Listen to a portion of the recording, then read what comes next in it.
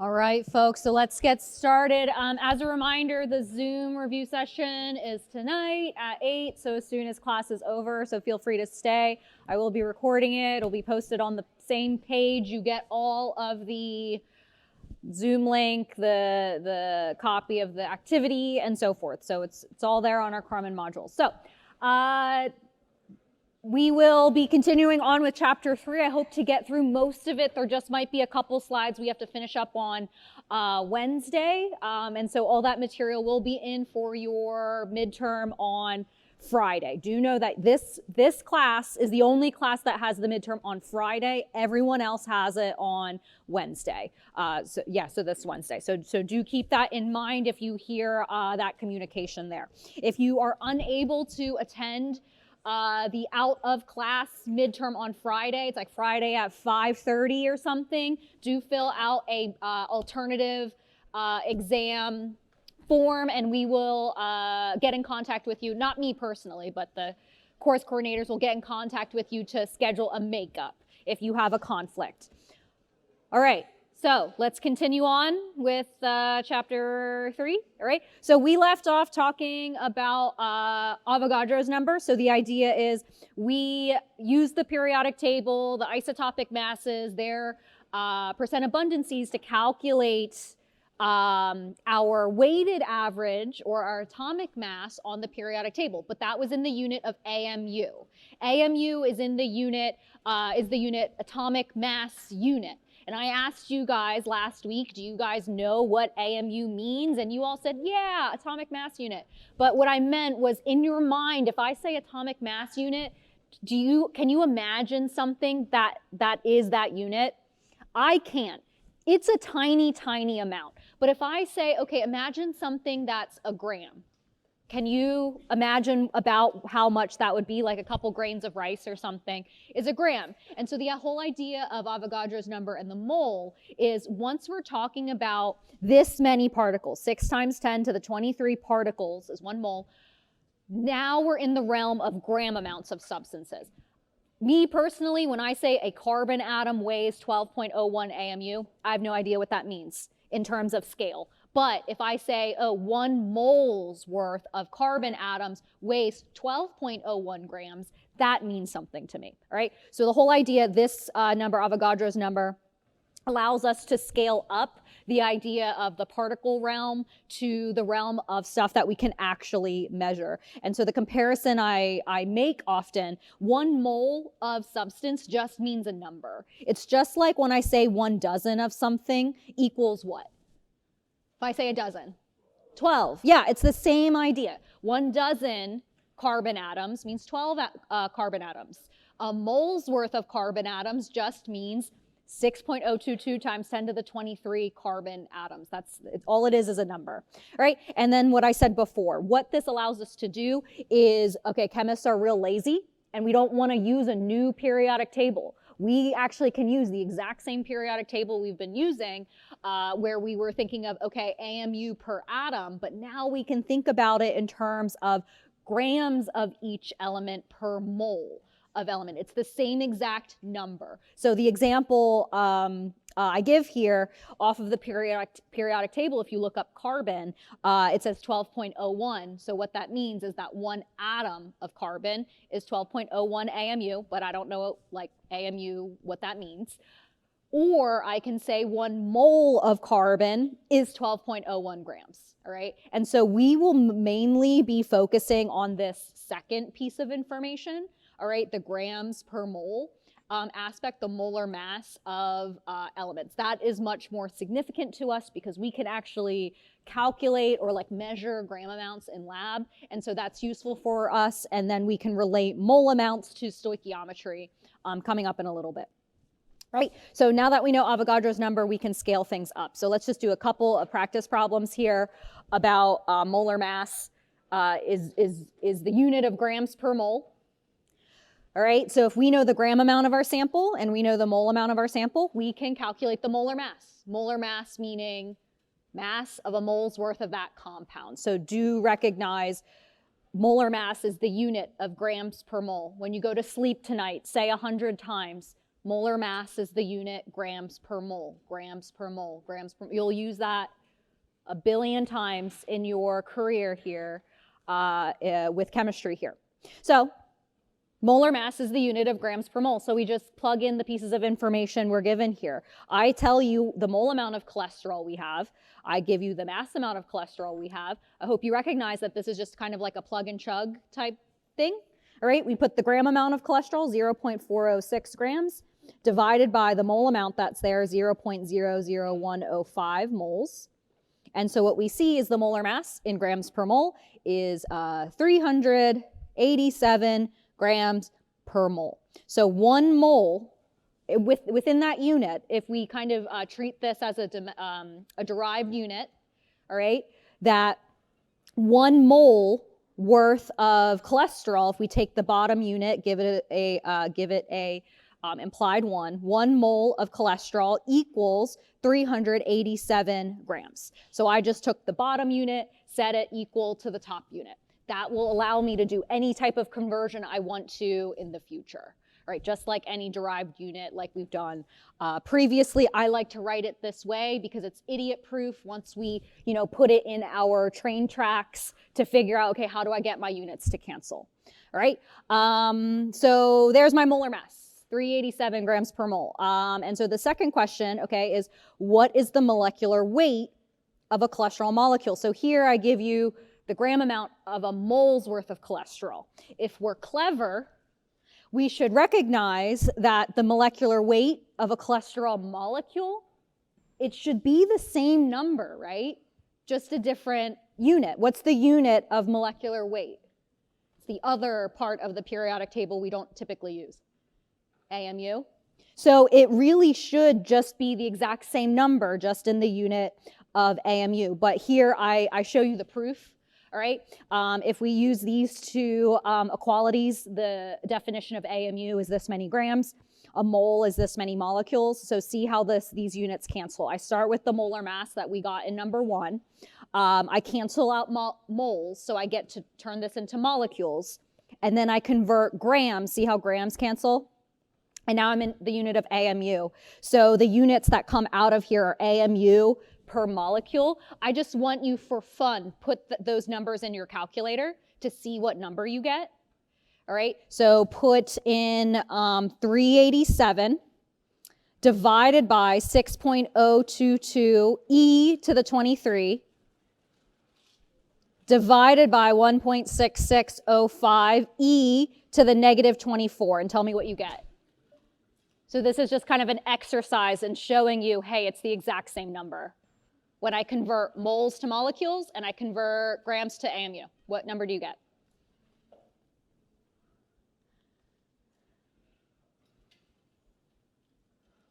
Do, do, do, do.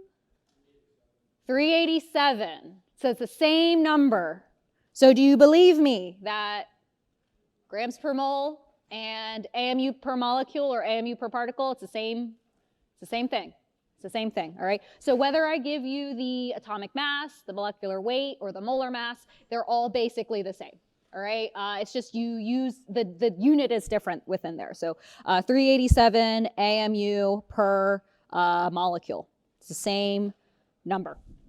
All right, so let's do some more calculations of molar mass. So in the previous question, I gave you a mass amount of cholesterol, a mole amount of cholesterol. That's not typically how we work with molar masses in this class. Given a chemical formula, you can calculate the molar mass of anything because you always are given a periodic table. So in this question, I'm asking you, okay, what's the molecular weight of propanol? If we get the chemical formula of propanol, in this case 2-propanol, the molecular weight of 2-propanol, and then using the periodic table, we should be able to get the mass of that whole molecule, all right?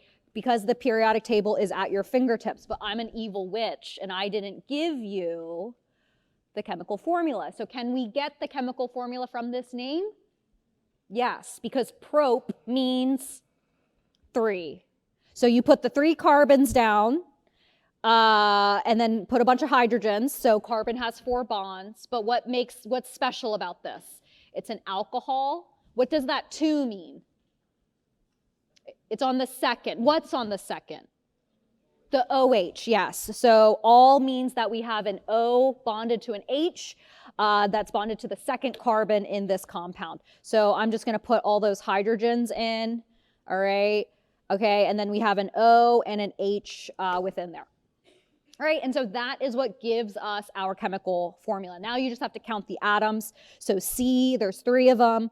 H, there's 1, 2, 3, 4, 5, 6, 7, and then OH at the end, okay? But I'm just gonna make this easier for myself, and I see, okay, there's 3 carbons, there's 8 hydrogens, and there's 1 oxygen, because I'm going to take into account those atomic masses for all of those atoms, right? So there's 3 carbons, so that's 3 times 12.01.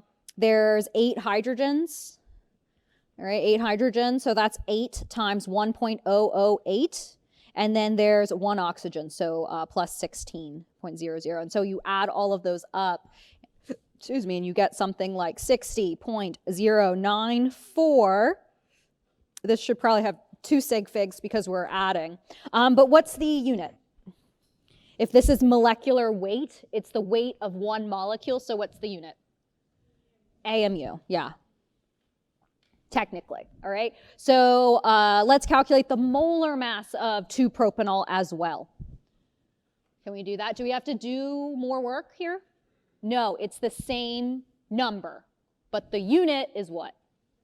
Grams per mole, grams per mole. So 60.09 grams per mole. All right, so if we had a mole worth of 2-propanol or isopropanol, it would weigh about 90 grams. Or sorry, 60 grams.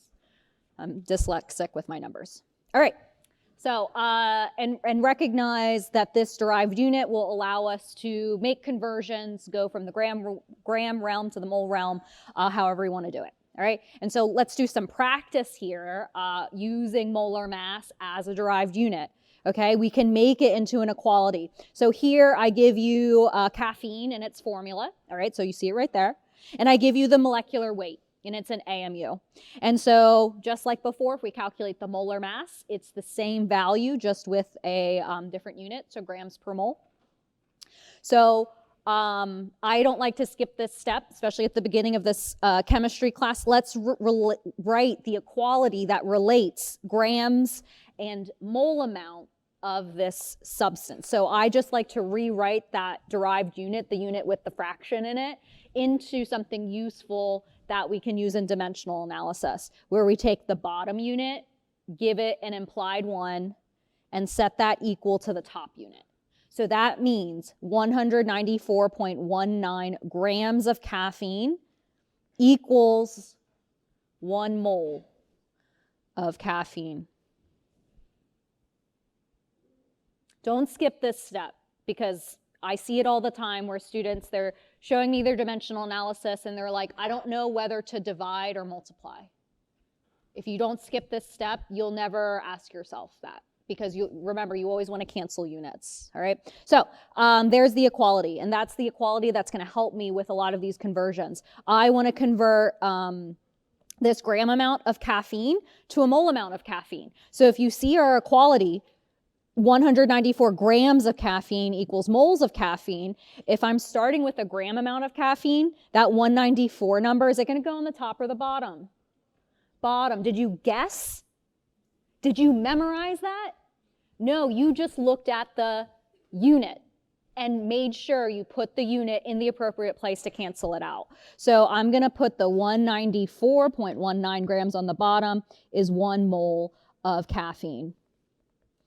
All right, and so that is 4.9 times 10 to the negative 4 moles of caffeine is present in, that's a 95 microgram sample, so that is like a cup of coffee. A cup of coffee has that many moles of caffeine in it, FYI, all right. So let's do it the other way, okay? So let's say I give you, okay, we start with this many moles of caffeine. How many grams do we have? Good news is we can use the exact same equality, But we don't have to memorize, oh, let's multiply by molar mass. You should be able to recognize, oh, if I want to cancel the unit of mole of caffeine, I need to put the 1 mole on the bottom, and then the 194 goes up top. All right, so we use the exact same equality. We just want to make sure that things cancel out effectively. So 1 mole goes on the bottom, 194.19 grams goes up top, and this is how much this much caffeine will weigh. It's 35 grams. All right, so that's how you use molar mass. Now let's get a little bit more in depth. Okay, so we just did this first step, all right? Going from gram amount of a substance to mole amount of a substance, you use the appropriate molar mass. Now let's extend that, okay? A mole is just a counting number. So if we wanted to go to individual particles, individual molecules of caffeine, we would need to use Avogadro's number, which tells us how many moles of a mole's worth of a substance is how many particles. So let's write that equality, Avogadro's number, what you should memorize. 1 mole of anything equals how many things? 6.022 times 10 to the 23. What? It's 6.022. So just memorize that. All right, so like saying a dozen is 12, we're just saying a mole's worth of something is this many particles. So, you know, if I start with 0.18 mole, we can use Avogadro's number to go to number of particles. But let's do it a little bit differently. That's a little bit more comprehensive. Here I give you a gram amount of caffeine. So we're starting in grams. Let's go to, okay, how many individual caffeine molecules there are. So we need to go to moles first using molar mass, and then use Avogadro's number next. So what I'll do right here is I'm going to just copy this conversion factor because we're going to use it again. All right, that 194 grams of caffeine is 1 mole of caffeine. So you should be able to recognize, oh, okay, I'm in the unit of grams, so I need to put the 194 on the bottom, 194 grams on the bottom, 1 mole of caffeine up top. So if I wanted to be in moles of caffeine, I'd stop, but I want to be in individual molecules. So now I will use Avogadro's number. All right, so based upon this equality, the 6.022, is that going to go on the top or the bottom? Top, because I want mole to cancel on the bottom. 1 mole of caffeine is 6.022 times 10 to the 23 caffeine molecules. So I like to take extra care and actually write molecules out so you can differentiate it from mole.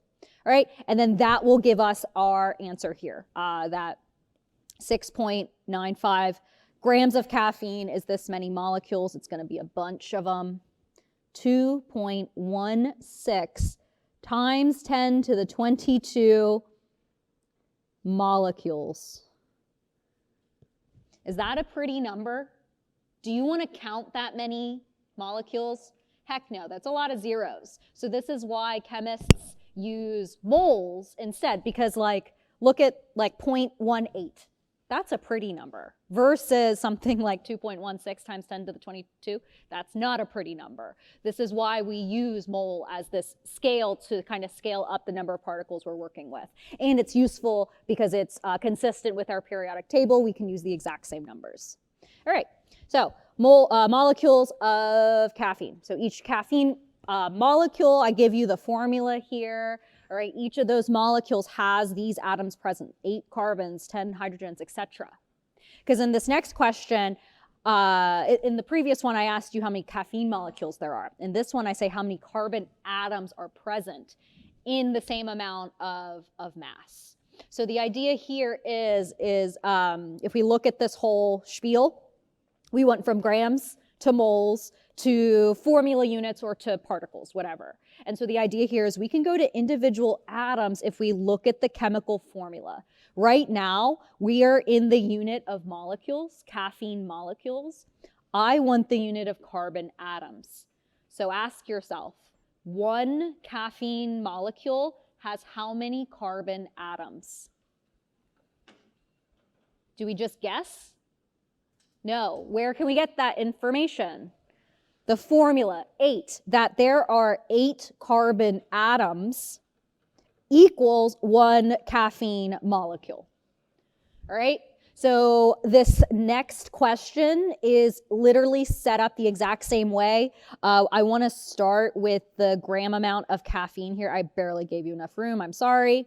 All right, where we start with a gram amount of caffeine, we convert to moles of caffeine, we convert to molecules of caffeine, and then the last step, which is different, is that we say 1 molecule is 8 carbon atoms. All right, and so it's just, the previous answer times 8. All right, so be cognizant of what it's asking here. All right, each molecule has 8 carbon atoms, so we'll multiply our previous answer by 8. All right, so now let's do the last one. It's like saying a car has 4 tires or something, all right? Like we can talk about in terms of tires or in terms of, individual cars. And we use the formula to tell us how many there are per particle there. So let's do the last one, because I would say it's the hardest type of approach to this question. This one, I give you hydrogen atoms, and I want to know what is the total mass of caffeine of this sample.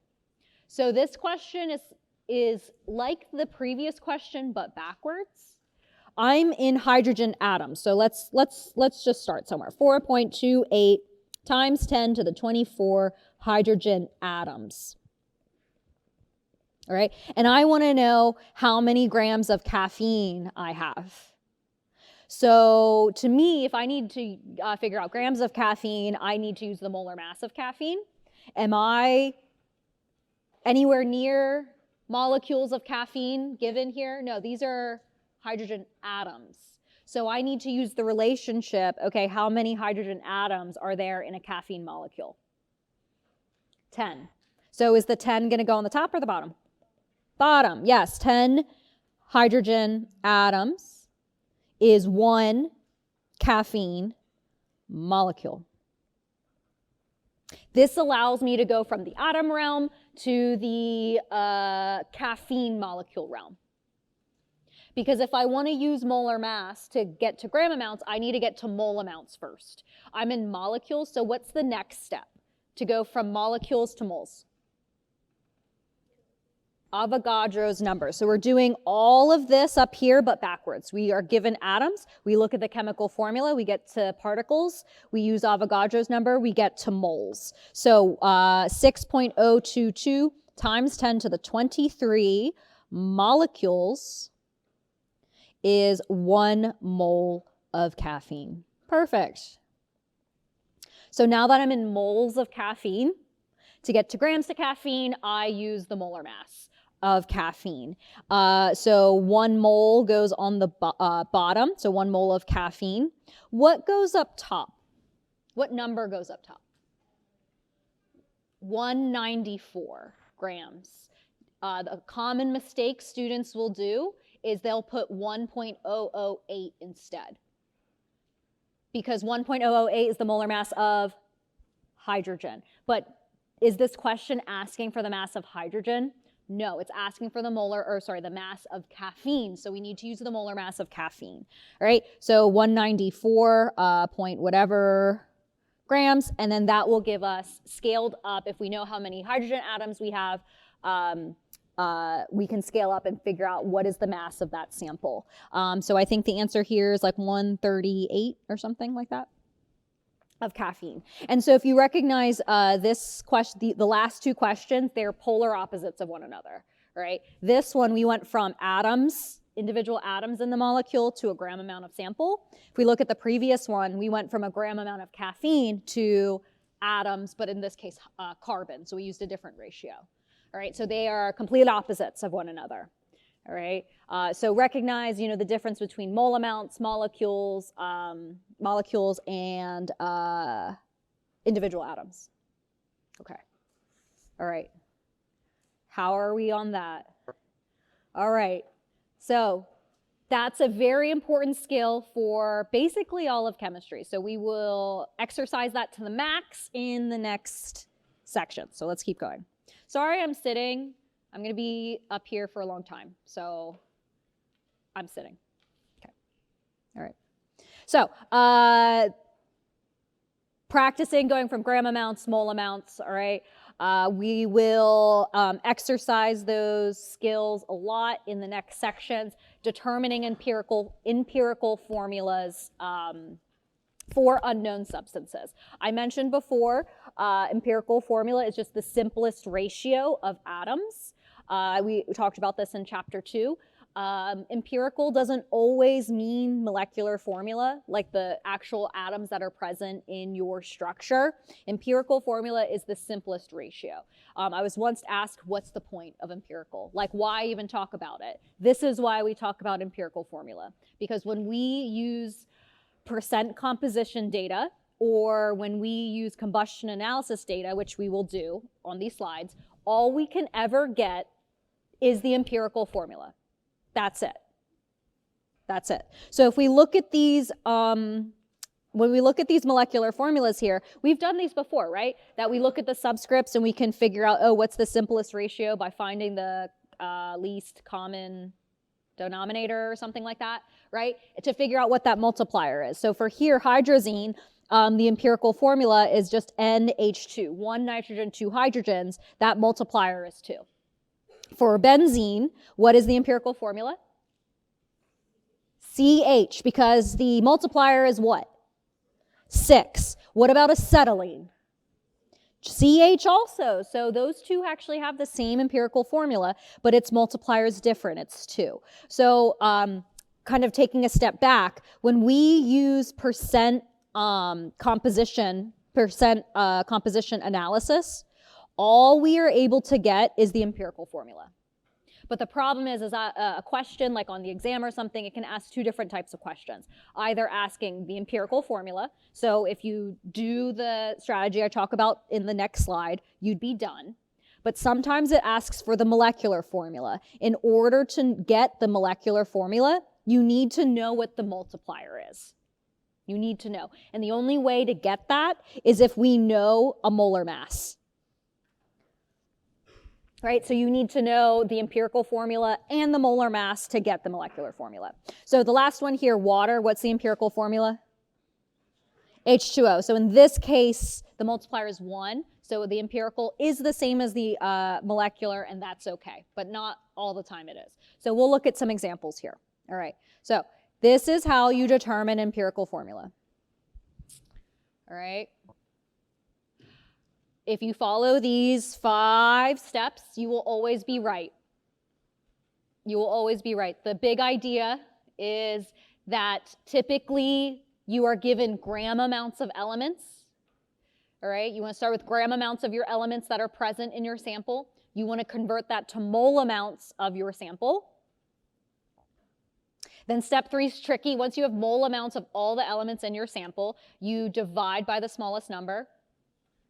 That means nothing to you right now, but I'll explain in the next slide when we do an example. And then there's some tricks about rounding, all right? You don't always round to get the mole ratio, but sometimes you do. I'll show you some examples here. But then once you get that mole ratio, that becomes your empirical formula, all right? So once you get a couple practices in, it's much more it'll just come naturally to you, all right? So fill this in. Oh, actually, before I do that. So oftentimes with these types of questions, instead of giving you gram amounts of the elements, sometimes we'll give you a percent mass of each of the elements. Okay, so if you're given a percent mass, or sorry, like a mass percent of each of the elements, to turn it into a gram amount, do this simple trick. Just assume your sample is 100 grams. Just assume your sample is 100 grams. Because in doing so, if you have a 100-gram sample and 61% of it is carbon, how many grams of carbon do you have? 61. Don't make it hard on yourself. Right? Then how many grams of hydrogen do you have? 39. So see how those numbers add up to 100 grams? Basically, the percentages just become gram amounts. And this is good because now that we're in the gram amount, we can convert that to mole amounts using the respective molar masses. All right, so let's do an example. You can grab the rest of those things on the video. All right, so here I give you a compound and I give you its mass percent of all of the elements. All right, and let's calculate the empirical formula. So here's the strategy just rewritten very simply. You take the percent of each element, turn that into the gram of the element, turn it to the mole of each element, then get the mole ratio. So this is how I do it. I think it's the most efficient way to do it. I pick up my calculator the least amount of times because I'm lazy. So we're given percentages. So what's the strategy here? Turn them into gram amounts. Assume we have a 100-gram sample. So those percentages just become gram amounts. So we have 68.54 grams of carbon, 8.63 grams of hydrogen, and 22.83 grams of oxygen. So I do this all in separate lines because the idea here is, okay, we turned percent to grams. Now we need to go from grams of each element to moles of each element. So in this step, we use molar masses, but we need to make sure we use the right one. So the first one here, grams of carbon, we want to use the molar mass of carbon. Don't make it hard on yourself. So recognize here I gave you the atomic weight of carbon, so 12.01. So as a molar mass, that means 12.01 grams equals 1 mole of carbon. So that 12.01, is it going to go on the top or the bottom of this fraction? The bottom. 12.01 grams of carbon is 1 mole of carbon, and I do equals. I don't like to, I just write it all out and pick up my calculator once. So then we do the same thing for hydrogen. Do I put 12.01 on the bottom here? No. What number do I put there? 1.008. So you want to use the molar mass of hydrogen. So 1.00 grams is 1 mole of hydrogen. And then finally, oxygen. What's the number we put on the bottom fraction? 16.00 grams is 1 mole of oxygen. Now pick up your calculator, all right? So once you've converted all of these gram amounts to mole amounts, you get something like 5.707 moles of carbon, 8.56 moles of hydrogen, 1.42 moles of oxygen. Okay, great. So does that mean that my chemical formula is C5.7H8.6O1.4? Is that something you've ever seen before? No. There's a bunch of fractions here, so we want to get rid of them. All right, so the easiest way, so right now we're right here, moles of elements, so we want to get to the mole ratio. So let me just go back up here to this, the strategy. We just finished step 2. Step 3 is identify the smallest mole amount, and you divide all mole amounts by that number. Because doing this ensures that one of the ratios, one of the mole amounts is 1. Because when you divide a number by itself, it's always 1. All right, so I'll show you what I mean. So which mole amount is smallest?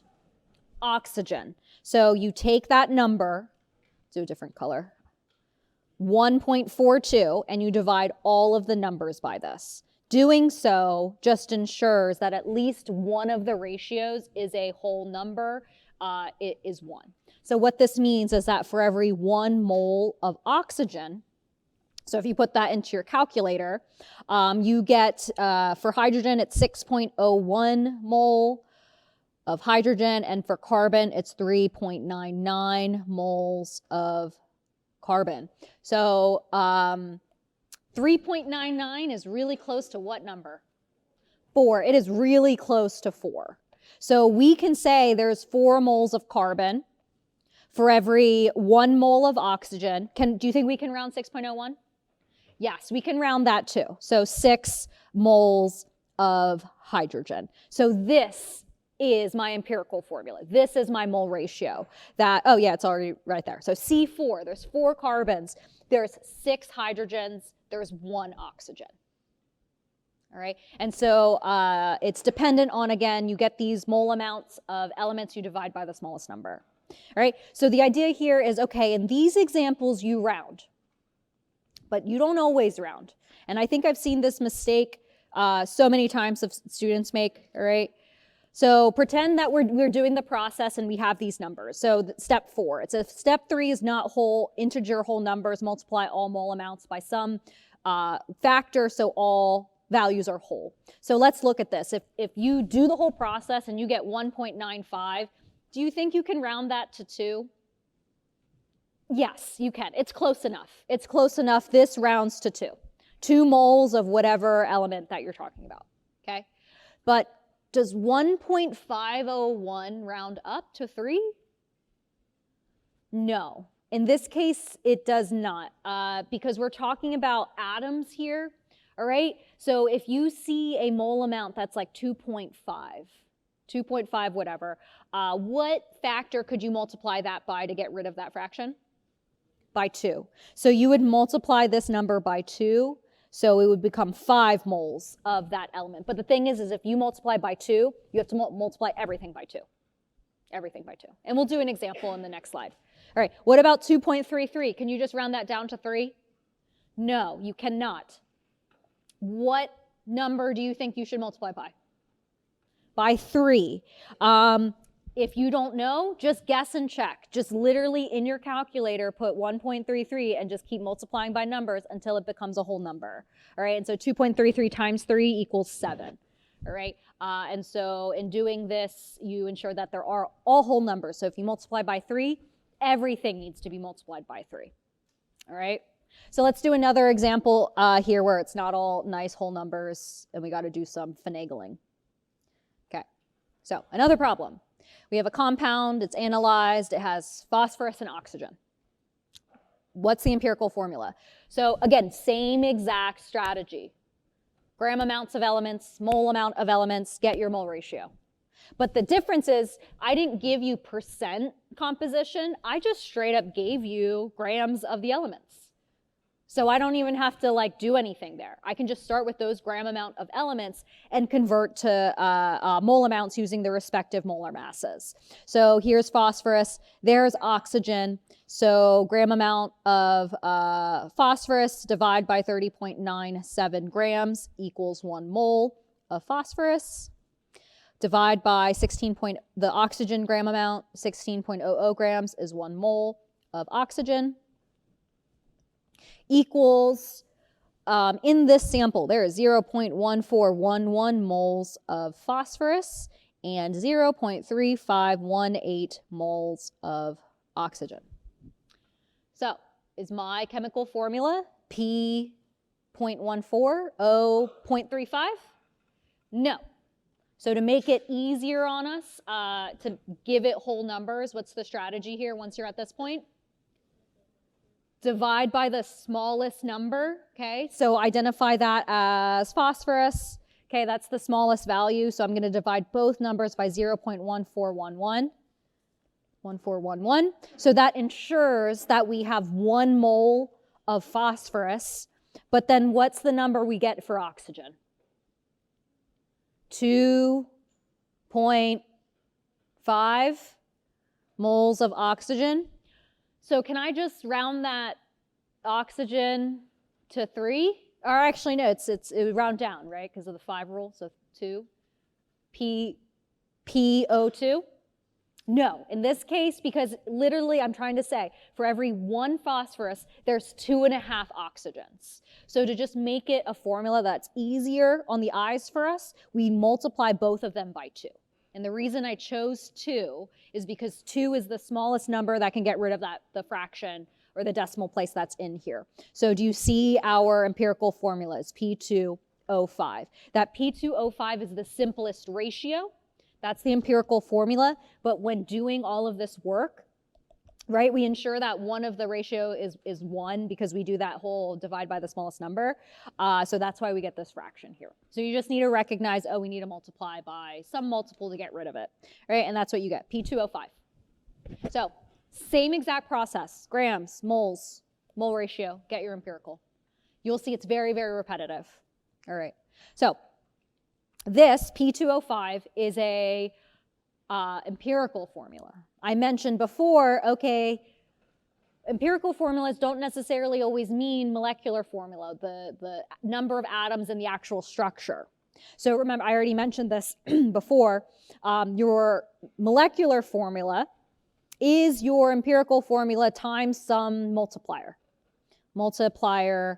that you need to figure out what that is. So in order to determine a molecular formula for a substance, you need to know two things. You need to know the empirical formula and you need to know the multiplier. And in order to know the multiplier, usually you get that from the full molar mass of the compound. That usually has to be given. All right, this is how you get the multiplier. Multiplier. So the idea is these percent composition questions, I can ask you, okay, what's the empirical formula? You do it just like we did in the previous questions. Or I can give you one extra piece of information. I can give you the molar mass of the compound and ask you the molecular formula. It's the exact same steps. It's just a baby step at the end. So I'll show you in a minute, all right, how to do that. So let's say we have the molecular, the empirical formula. We already got this one, right? C4H6O. That's our empirical. What if I tell you you actually measured the molar mass of the full compound, the full molecule? You used mass spectrometry and you determined that the molar mass was around 140 grams per mole. That's what mass spec told you. So the idea is with that molar mass, we can actually figure out what the multiplier is to scale up our empirical formula. We know the multiplier. So the idea here is we know the empirical. We were given the molar mass of the full compound that is shown by the molecular formula. We just need to figure out the multiplier. So my strategy here is I want to figure out how much does that empirical formula weigh, approximately. Doesn't have to be like, you don't need the decimal places here. So the idea here is, okay, if there's 4 carbons, how much does a carbon weigh? 12, so 4 times 12. Hydrogen weighs how much? Like 1-ish, so plus 6. And oxygen, there's just one of them, so it's plus 16. And I think if you add up those numbers, you get that the mass of just that empirical formula is about 70 grams per mole. So compare that mass, it's the mass of the empirical, compare that to the mass of the full molecule. Can you determine what the multiplier is? Yes. Your brain tells you that the multiplier must be 2. Yes. So it's not like a guess and check thing. You can literally just take 140, divide it by 7, and you see that the multiplier is 2. So what do we do with that 2 now? Just put it in our back pocket? No. To give the answer, to give the actual full molecular formula, we need to apply that multiplier to the empirical formula. So now the full molecular formula is C8H12O2. All right, so I could elevate the question we did previously. All right, is that right? Yeah. So I could have taken this question, all right, the compound where we got the C4H6O. I could have just tacked on, and the molar mass of the compound is 140. What is the molecular formula? You would do the exact same steps. You would just tack on that comparison of the weight of the empirical, weight of the molecular to get the actual answer. And you know for a fact, if we, had a question like this on an exam, we would have both the empirical and the molecular present as answers. All right, so that's how you use the molar mass if it's given in a question. It's how you scale up your empirical to a molecular formula. All right, okay, so those are percent composition questions. So let's go over this and see if we can get those concepts down. All right, so let's look at these 2 compounds, benzene and acetylene. They're the atomic masses, whatever. True or false on these statements? Benzene and acetylene have the same molecular formula. False, because molecular means the whole thing, right? It's the whole thing. False, yes. But do benzene and acetylene have the same empirical formula? True, it does, because empirical means simplest ratio. Both of them are just CH, right? Okay. Benzene and acetylene have the same carbon-hydrogen composition. It is true. Yes, it is true. Just try it yourself. Try it yourself. You'll get the same numbers for both of them. Okay. Benzene and acetylene can be identified via composition analysis experiment. False, because percent composition can only give you what? Empirical. And we just said they have the same dang empirical formula. So we cannot identify them or differentiate them just with that experiment alone, because those can only give you empirical. All right. Benzene and acetylene have the same molar mass. Super false. Molar mass is contingent on the actual full molecule-like formula. All right. All right. Last one. Benzene and acetylene can be identified if the percent composition is known and the molar mass is known. True, because they have They have different molar masses, and those percent compositions will give us the empirical. All right, so from the empirical, we can get that the ratio is CH. From the molar mass, we know what the multiplier is. All right. So do you see how all those things fit together and why empirical is important? Because that one time that student asked me, why is empirical important? I brain farted and I didn't know what to say. Okay, and that was in front of 300 people. Okay, but now I'm older and wiser and that's why. Okay, all right. So percent composition calculations. The problem is with that is that in lab, there's nothing you can't just put a sample in an instrument and it's going to spit out a percent composition. That doesn't exist. So way back when chemists didn't have good instrumentation, how they determined the empirical formulas and thus the molecular formulas of compounds is they burned them. And they measured the amount of CO2 and water that came off of the samples. So this is only for hydrocarbons, so this is a combustion analysis. It's just another fancier, harder way to calculate empirical formulas. All right? So the idea here is when we combust something, right? We combust something, we react it with oxygen, we get CO2 and water. The idea is all of the carbon in the sample goes to CO2. So if we know how much CO2 was given off, we can back calculate and figure out, okay, how many moles of carbon did we start with? Then we do the same thing for hydrogen. If I know all of the hydrogen in the sample is converted to water, if I know how much water I make, I can back calculate and figure out how much hydrogen I started with. We need to do something squirrely for oxygen. What I just said only works for carbon and hydrogen. All right? So just trust me on this. All the carbon in the sample goes to CO2. All of the water or all the hydrogen goes to water. All right? And then we got to do something special for oxygen. So here's the strategy for calculating combustion analysis thing. All right? I know there's a lot to write down. Basically, the important thing is right here. Right here. Right here. Steps 4 and 5 are the exact same as the empirical formula stuff we did before. Get the mole ratio, divide by the smallest number, all that crap, okay? What's different is steps 1 through 3. So, and it depends on what elements are present in the thing you're burning. If it's carbon and hydrogen, it's super easy.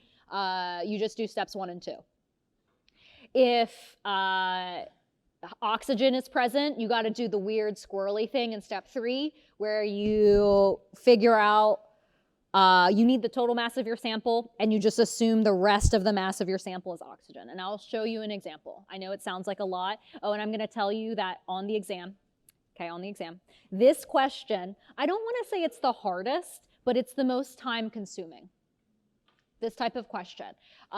There's 3 types of people. People who will perfect this question and they can crank it out in 2 minutes. All right, those types of people who can crank, it's a strategy. It's literally the same steps every single time. for a combustion analysis question. There's students who will crank it out in 2 minutes and get it right.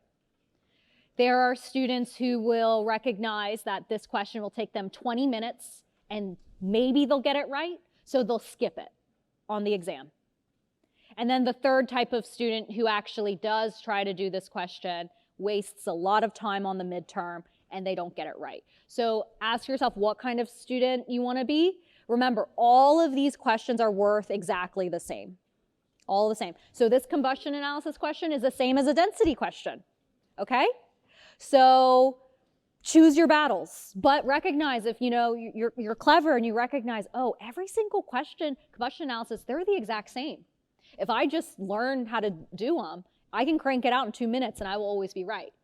So recognize that it is worth to learn how to do it because literally they're asked the exact same way every single time. Okay. All right. So let's do it. So you wrote the things down? Okay. So here's another way to say it. Okay.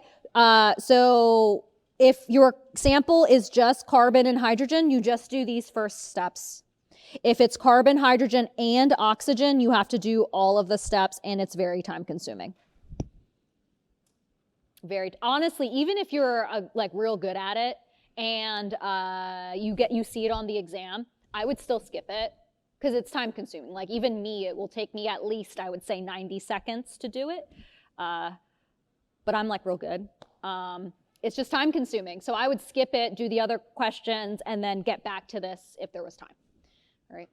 Okay, so let's just do it. All right, so we have this sample. Note what's present. It's just carbon and hydrogen.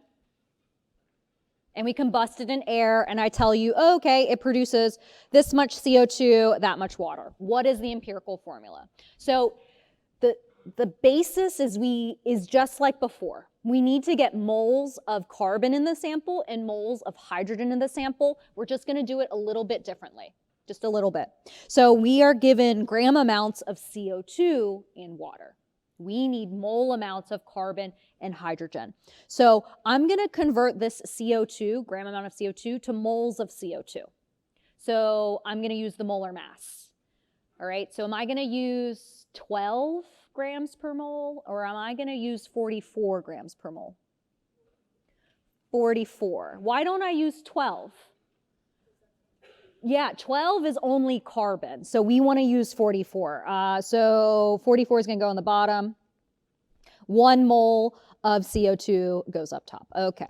Again, we want to get to moles of carbon, just like before.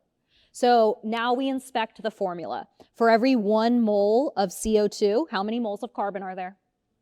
1. 1 mole of carbon. You might be sitting there thinking, Dr. N, she just multiplied by 1. There's a reason I did this step, because let's look at the next one. Okay, I'm going to pick up my calculator once because I'm lazy. All right, let's look at water. Okay, there's the mass amount of water, so we're going to use the molar mass of water. Okay, so that is 18.02 grams is 1 mole of water. The idea here is we need moles of hydrogen. Moles of hydrogen. So I'm asking you the same question here. For every 1 mole of water, because that's the unit we're in right now, how many moles of hydrogen are there? 2. There's 2 moles of hydrogen atoms. If you're going to mess up, you're going to mess up right there. That's why I wrote this step.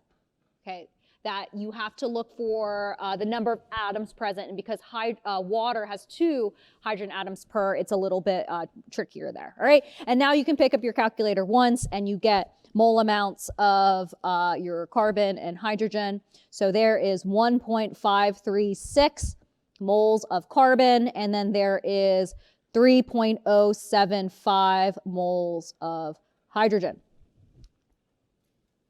Moles of hydrogen. So, is that my empirical formula? No. What do? Divide by the smallest one, just like we did before. So we're going to divide both of them by 1.5-ish, 36, 1.536. And so what you get is there's 1 carbon for every 2 hydrogens. All right, so see how that last part, once we have mole amounts, it's the exact same stuff we've done before. All right, we just did something a little bit different to get to moles of carbon and hydrogen, respectively. So the empirical formula is CH2. Okay, so if we look at this process here, we stopped right here. We stopped right here. Once we got moles of carbon in the sample, moles of hydrogen in the sample, we're done. Okay, but that's the empirical. Let's look at the next part. Because on the exam, I don't have to just ask you empirical. What if I said instead, okay, here's grams of CO2, grams of water, the molar mass of the compound is 56. What is the molecular formula?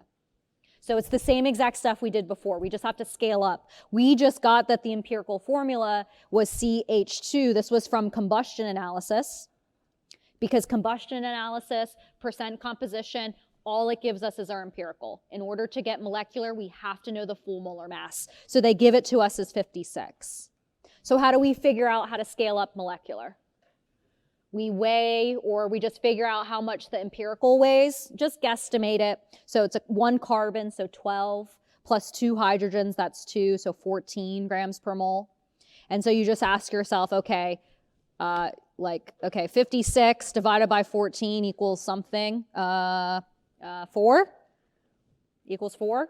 So that 4 is our multiplier, all right? So if I have to multiply the molar mass by 4 to build up to the molecular, I have to do the same thing to the empirical formula to build up the total number of atoms. So our molecular formula is C4H8. Beautiful. And so these steps are the exact same as we did previously. And if you're clever, if you do enough of these, you'll recognize combustion analysis questions, empirical formula questions, percent composition. They're all the same. They're all basically the same, all right? And the strategy is very similar for all of them, the strategy that you go about that. All right, so that is our molecular formula. So that represents the number of atoms that are actually in the structure. So what's interesting here is that I think these 5 pictures of these different molecules all have the same composition, C4H8.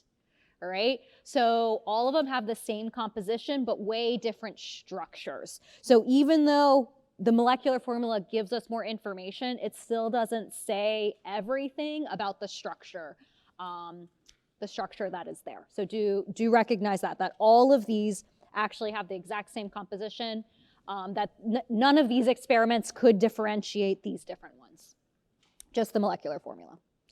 Okay. So this one, the one we did up here was, I would say, pretty straightforward. We converted grams of CO2 to moles of carbon, grams of water, moles of hydrogen, empirical away. This is the most time-consuming question, this one, because this one has carbon, hydrogen, and oxygen. So now we have to do that weird third step. I called it the squirrely thing. So if that helps you memorize it. The nice thing is that we start at the same, okay? So we have carbon, hydrogen, and oxygen. So to get an empirical formula, we needed a mole amount of carbon, we need a mole amount of hydrogen, we need a mole amount of oxygen. So let's get the mole amounts of carbon and hydrogen the same way we did before. We divide by the molar mass of CO2, so 44.01 grams is 1 mole of CO2. And then to get to moles of carbon, what's the ratio? 1 to 1, so 1 mole of CO2 is 1 mole of carbon, and that equals something. Okay, great. So then we do the same thing for hydrogen, but with water. So 18.02 grams is 1 mole of water.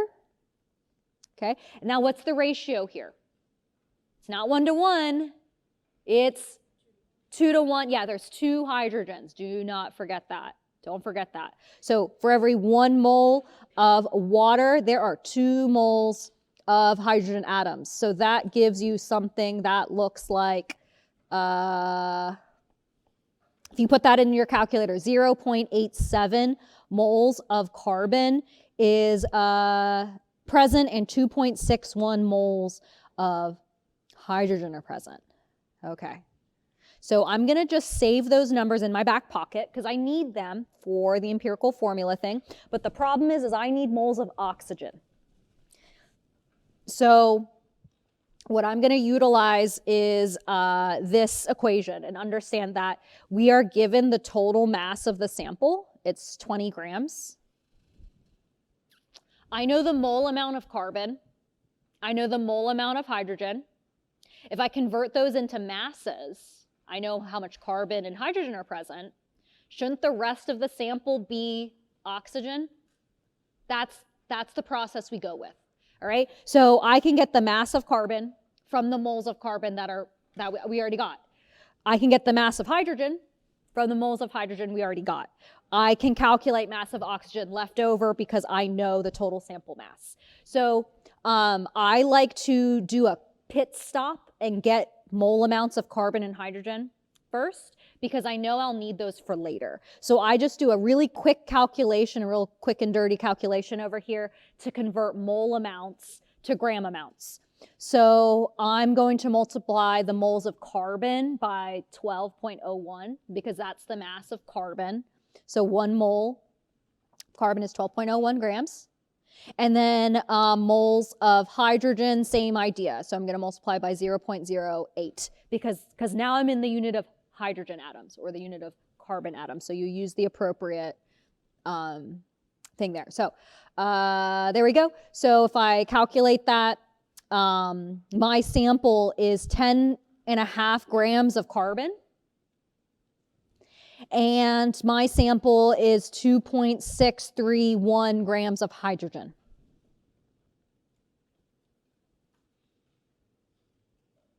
So once we have that, if the whole sample is 20 grams, shouldn't the rest of it be oxygen? And that's what we will use here. So if you add up those two masses from carbon and hydrogen, those two contributions, that's 13.7 grams total. And so what we get here is that the mass of oxygen present in our sample is 20 grams, because that's what we started with. That's what we started with. Minus all that other garbage that we just got. So minus 13.07. So we get that there is 6.93 grams of oxygen present. I told you this is very time consuming, but once you get it, all of them are set up the exact same, right? So 6.93 grams. What do you think we have to do next? Get that to moles, because we want an empirical formula. It's in grams right now. It does nothing for us. So I'm going to convert that gram amount of oxygen to moles. So I'm going to divide by 16, because that's the molar mass of oxygen. So 16.00 grams, 1 mole of oxygen, and then that equals 0.433 moles of oxygen. There we go. And so everything I have highlighted is the information I need to get the empirical formula. So my trick is here, again, is I make a pit stop at mole amounts and then just do a quick and dirty calculation to get the gram amounts so I can figure out what's left over to get oxygen. This is, again, time consuming. You only have to do this if oxygen is present, all right? And so those mole amounts, now do you see how we get empirical formula now? Yeah, now we have all the information we need. So we divide all the numbers by 0.433. All right, 0.433, 0.433. And so what we get is something like 1 mole of oxygen, 6 moles of hydrogen, and 2 moles of carbon. And so our empirical formula is C2H6O. Yes, O, that's it. There we go. All right, and so if we were given molar mass information, I could scale that up to a molecular formula if I wanted to. All right, I would say, I don't want to say that's the hardest question, but it is the most time consuming. All right, but the nice thing is that they're all done the exact same way. Literally, all you have to do is replace these numbers with the numbers given in an actual question, and you'll see it's the exact same process. All right, and the trick is here to get the mass of oxygen left over, you need to take into account the total sample mass. A common mistake students will do is that they will look at the stuff that it comes off of the combustion and they'll count up the moles of oxygen from CO2 and water, but we can't do that because if I show you just a generic combustion reaction, all right, the oxygen in CO2 and the oxygen in water doesn't all come from the compound. We need how many moles of oxygen are in the original compound, because the idea here is we're burning this in oxygen. So some of the oxygen in the products is coming from oxygen in the air. So we can't get moles of oxygen directly from CO2 and water. So we got to do the sample mass thing. All right. So most time consuming question, but really good if you want to take the time to really get at it. You know, it's really going to test out your molar mass skills, recognize, okay, when do you use which one? Yeah, okay. So that's combustion analysis and looking at empirical formulas. So we will go to the last part of this chapter, my favorite part, reaction stoichiometry. And so the idea is if you got on board with me with dimensional analysis and making equalities, you know, x equals y equals z. And then recognize, okay, if we have an equality, we can put whatever we want on the top and the bottom. If you drank my Kool-Aid, you'll recognize stoichiometry is literally the exact, it is that. It's that. It's just now we're working with a new equality, not like, you know, relating grams and moles when talking about molar mass. We are talking now about coefficients. We can make new equalities. We can say 2 moles of hydrogen equals 1 mole of oxygen equals 2 moles of water, H2O. And all this has to do is with the balanced chemical equation, the coefficients. As long as you can build equalities, it's just like any dimensional analysis we've done before. So the idea here with doing stoichiometry is if you want to use the coefficients here, the 2 H2s, the 1 O2s, the 2 waters, you need to be in the unit of moles. I like to think of a chemical equation as like a bus. And in order to get a ticket to get on the bus, you have to be in the unit of moles.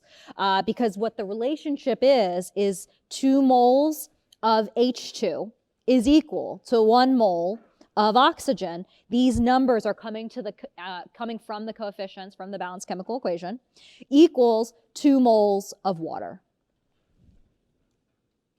And so this allows us to do whatever dimensional analysis we want to get to whatever substance that we want, okay? So we can transform, if we know how much hydrogen gas we start with, we can figure out how much water we make, right? So let's do an example, all right? So how many moles of hydrogen would be formed from the complete reaction of 8 moles of potassium in excess water? So I like to think about, okay, we are given an amount of potassium. So I ask myself, what is the relationship between what's given and what we want? So given by this equation, we want moles of H2. So I like to come up with the equality that relates those two things. All right, so 2 moles of K equals how many moles of H2? 1, because when there's nothing in front, there's an implied 1. So 1 mole of H2. All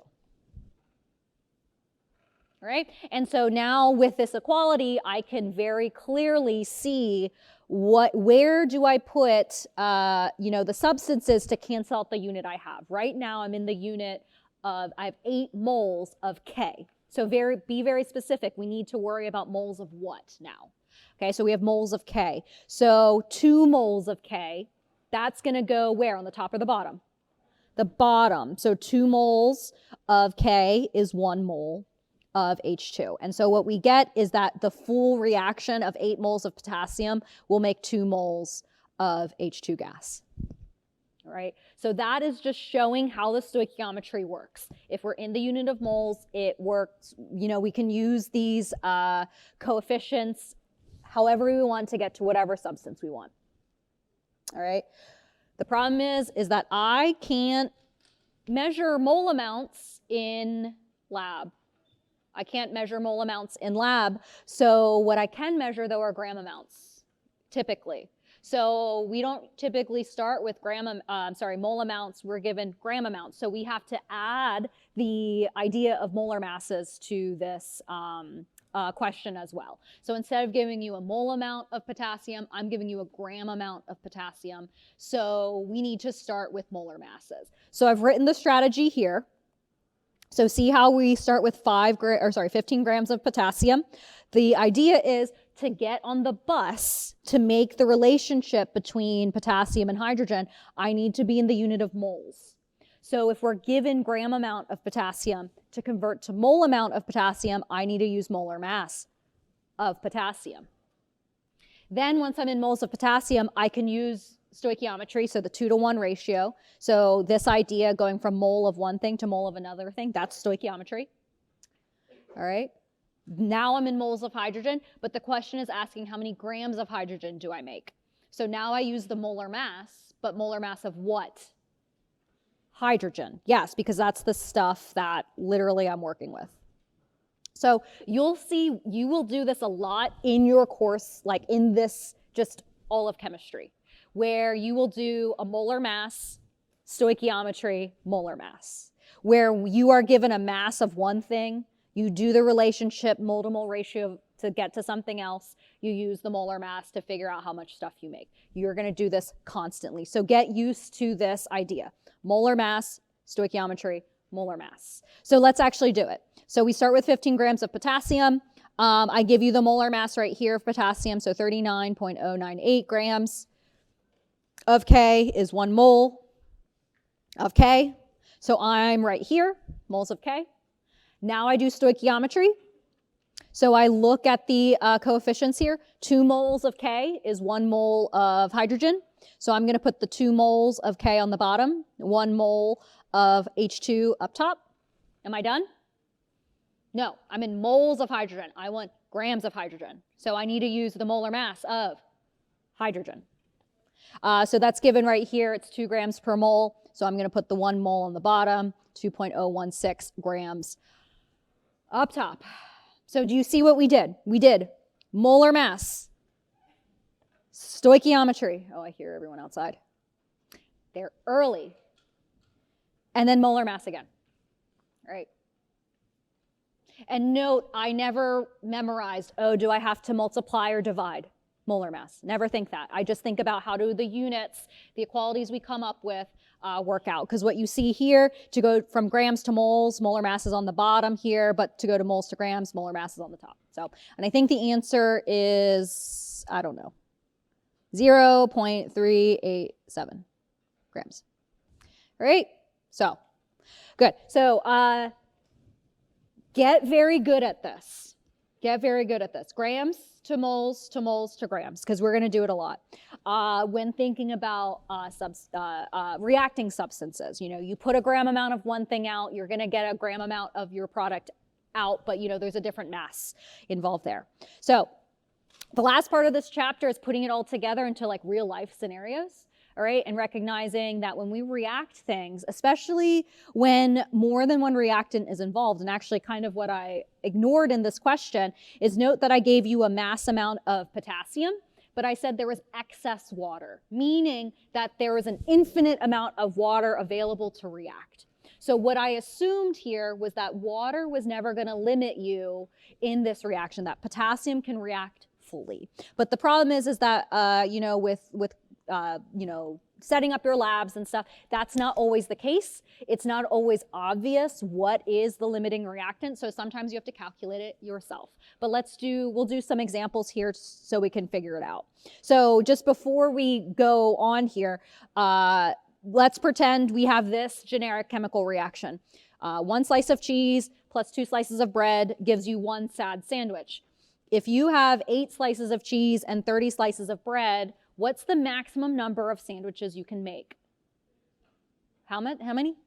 15. So I hope you didn't, you know, have to write too much down, you know, think about that too hard, that you can make a maximum of 15 sandwiches. So 15 is your theoretical yield.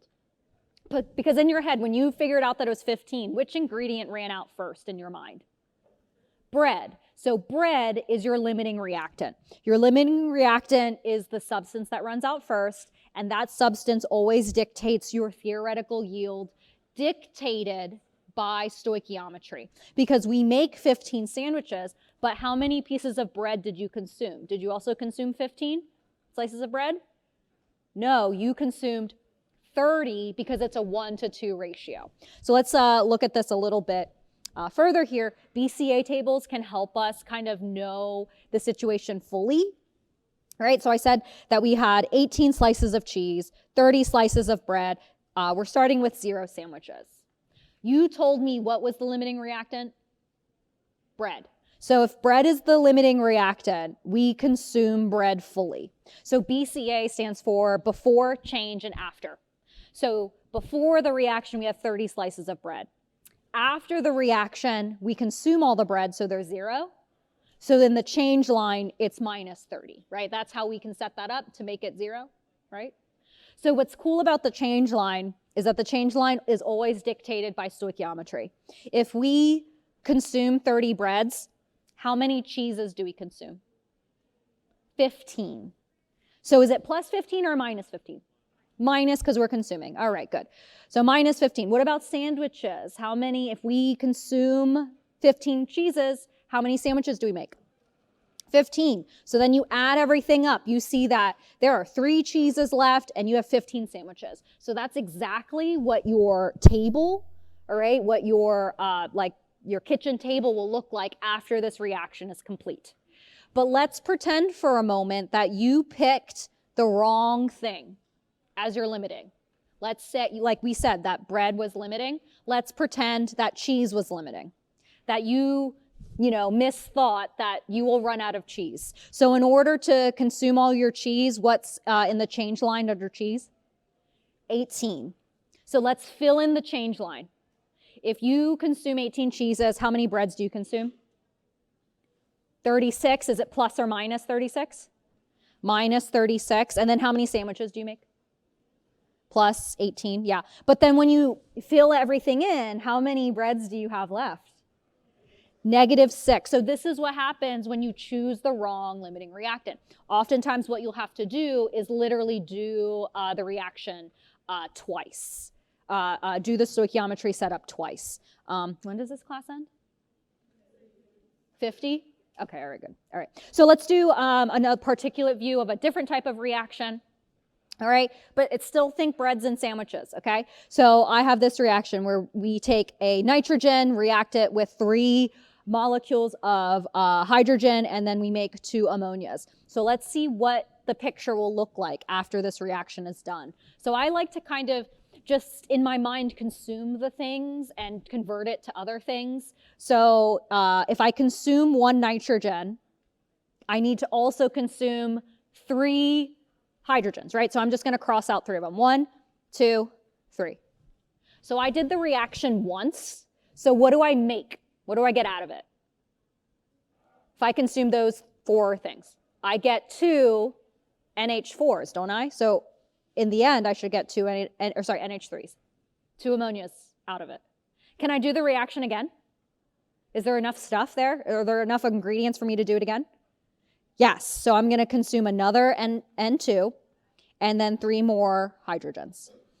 So in the end, I get another NH3. So total, there should be 4 NH3s present in the reaction vessel. What's the missing piece, though? Yeah, what's this little guy? Did that little guy go away? No, he's still there. That hydrogen is still there. So in this reaction vessel, I would have 4 NH3s present and a hydrogen molecule. So that is what would be in my vessel. If you count all the atoms, you'll see that the atoms stay constant, that the number of atoms on the reactants and product side, if you count up these pictures, are the exact same. All right, so don't forget that thing that is left over. If you do a BCA table, you'll see that hydrogen is present in the after line. All right, so I don't want to do this one. I just want to show you this one and how to set it up, okay? That this is how reactions are actually set up in lab, okay? We have mass amounts of 2 things. aluminum and oxygen, and I'm asking you, how much aluminum oxide do you make? So the idea here is, by looking at this, do you know what the limiting reactant is? Do you? Looking at these two amounts? No.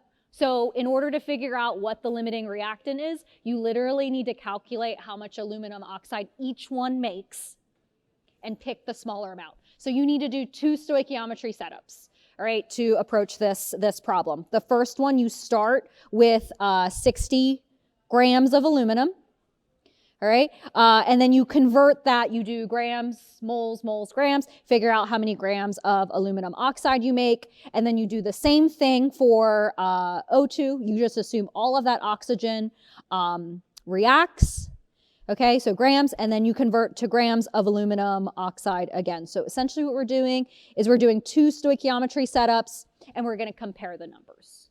All right, so doing this is basically like the big epitome of chemistry, all right, and we will finish it on Wednesday. So I will post my 410 class lecture from today on your page as well, but we will finish this chapter on Wednesday before the midterm.